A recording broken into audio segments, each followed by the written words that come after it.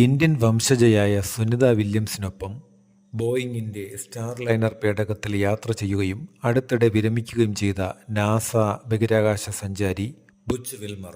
ബോയിങ്ങിൻ്റെ Starliner crew flight test ദൗത്യത്തിൻ്റെ ഭാഗമായാണ് ഇവർ അന്താരാഷ്ട്ര ബഹിരാകാശ നിലയത്തിലേക്ക് പോയത്. പേടകത്തിലെ ഹീലിയം വാതക ചോർച്ച ഉൾപ്പെടെയുള്ള സാങ്കേതിക തകരാറുകൾ കാരണം ദൗത്യം 9 മാസത്തോളം നീണ്ടുപോയി.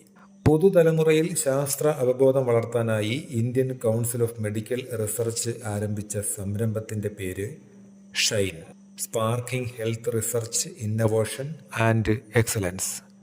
Sparking health research innovation and excellence. സർക്കാർ ആശുപത്രികളിൽ പ്രസവശേഷം അമ്മയെയും കുഞ്ഞിനെയും സൗജന്യമായി ടാക്സിയിൽ വീട്ടിലെത്തിക്കുന്ന കേരള സർക്കാർ പദ്ധതിയാണ് മാതൃയാനം.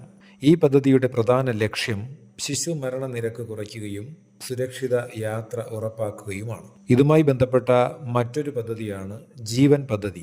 ഇതുപ്രകാരം ആശുപത്രിയിൽ നിന്ന് മടങ്ങുന്ന അമ്മയ്ക്ക് ഒരു വൃക്ഷത്തൈ സമ്മാനമായി നൽകുന്നു.